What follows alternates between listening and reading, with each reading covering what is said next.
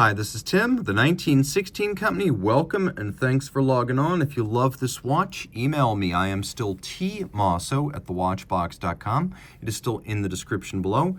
It is still your purchase and pricing email question line for buying this or any watch you see on any of our platforms. Please reach out to me directly. I am tmosso@thewatchbox.com for pricing. Today, we discuss a big, bold, and black Perpetual calendar from Schaffhausen. This is the IWC Big Pilot's Watch Perpetual Calendar Racing Green. It's reference 5030-05, all in scratch-resistant black ceramic. It's 46.5 millimeters in diameter. It's 15.8 millimeters thick, and from lug tip to lug tip, 59 millimeters, with a 22 millimeter spacing between the lugs. Now, we're going to throw it on my wrist, which is 16 centimeters in circumference. And I'm going to opine that this watch is too big for me. I believe that your wrist needs to be probably 18 centimeters in circumference to get the most out of this, because this is actually even a little bit larger than a standard steel Big Pilot's watch. And so the overlap of the lug beyond my wrist is extreme, and you can really see that from over the top. It's not all that thick for what it is, and for its overall size, it looks pretty flat. But being almost 16 millimeters thick, it's not going to fit underneath tight dress cuffs. But possibly, if you have a big enough wrist for this watch, your jacket cuff might also clear it. The strap is a sort of embossed pattern on leather. So this is leather, but it's got a textile-like sort of cross-hatching. It is embossed. This is calfskin. And then we've got bolstering to give it thickness, a monotone stitch, a folded edge. It's more obviously black calf leather on the bottom. And you can see this is a brand new IWC factory strap. It is paired with an IWC pin buckle to match. You can see it is all matte finished, like the case itself. The case is very similar to the Big Pilot's watch, albeit made of ceramic. So with a hardness of over 1,000 Vickers, it's extremely scratch resistant. A lot of times when you see little marks on these, it's actually the material that touched the watch wearing off on the watch rather than that material graving a mark into the case. A lot of times you think you'll have a scratch and then it comes off with a pencil eraser, and that's sort of the beauty of this material. You can also see that from an aesthetic standpoint, it's got blended lugs, very similar to the 1940 BR or Beobachtungsuhr, the observation watch made for the Luftwaffe, of which IWC was one of several suppliers initially with its caliber Type 52 TSC. That watch was 55 millimeters in diameter, so although it is the inspiration for this, this is almost a mid-size compared to that original. We've got a crown that's over 10 millimeters in diameter by itself. You can see the IWC motto, Probus Scafusia, a good solid watch made in Schaffhausen. It is a screw-down crown, and with a 60-meter water resistance rating and a screw-down crown, provided you put it on the right strap, you actually can swim with this. Another fun fact, it's secured, you ready for this, against explosive decompression of an aircraft cabin. So this watch, if you are in an aircraft that loses all of its pressure, you'll blow out your eardrums, you may lose consciousness, it'll be terrifying, but the watch will not eject its seals or its sapphire crystals. Now, this is a 2021 limited edition of 250 pieces, and the titular racing green of the edition is on the dial.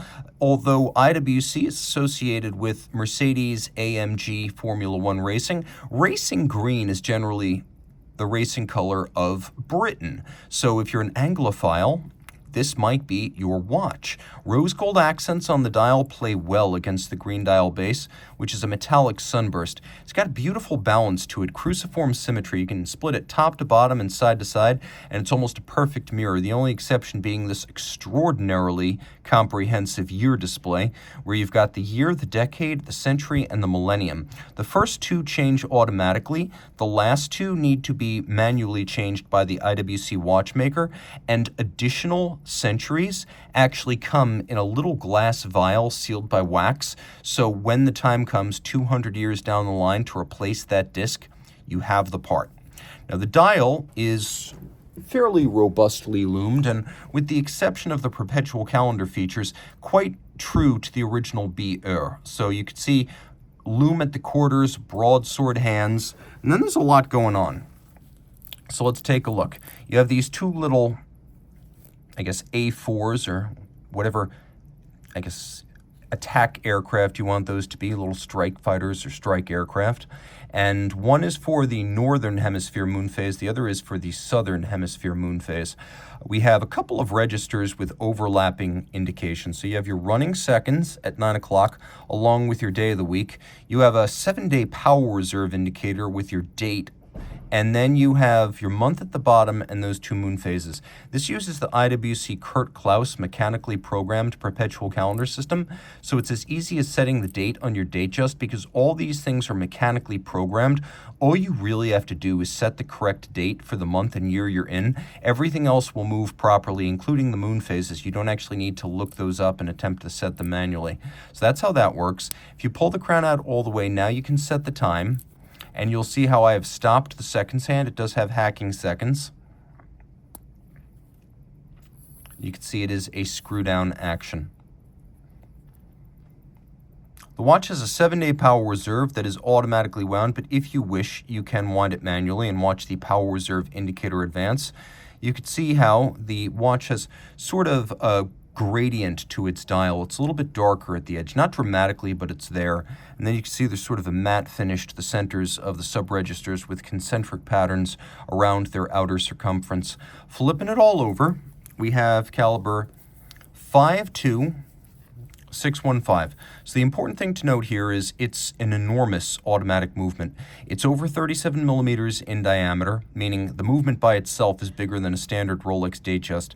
This architecture dates back to the original caliber 5000 to 2000 of the year 2000, but it's a lot more sophisticated. First, it does away with the fast-running, slow-running problems, the waxes and wanes of the timekeeping, with a dual barrel system. So you've got dual barrels with phased mainsprings, so you now have a much flatter torque curve. It doesn't run super fast when fully wound or start losing a lot of time as it gets toward the end.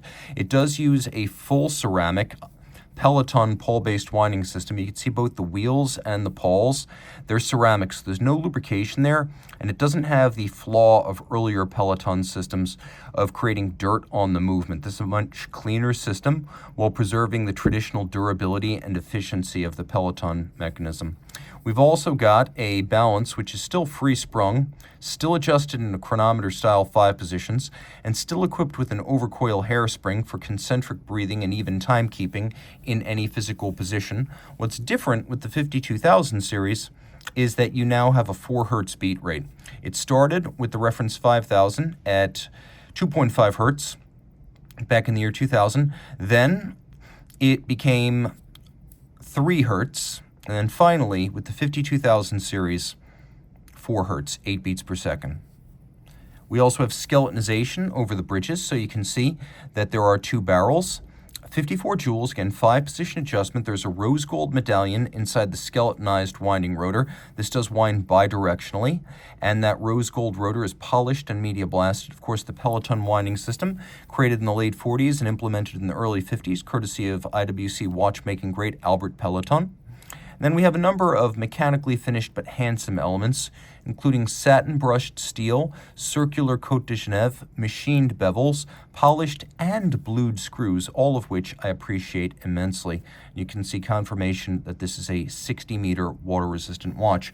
7 days of power reserve, and the Perpetual calendar does not need to be touched once set until the year 2100. The moon phase doesn't need to be touched for 122 years. Reach out to Team Mosso at thewatchbox.com for purchase and pricing details.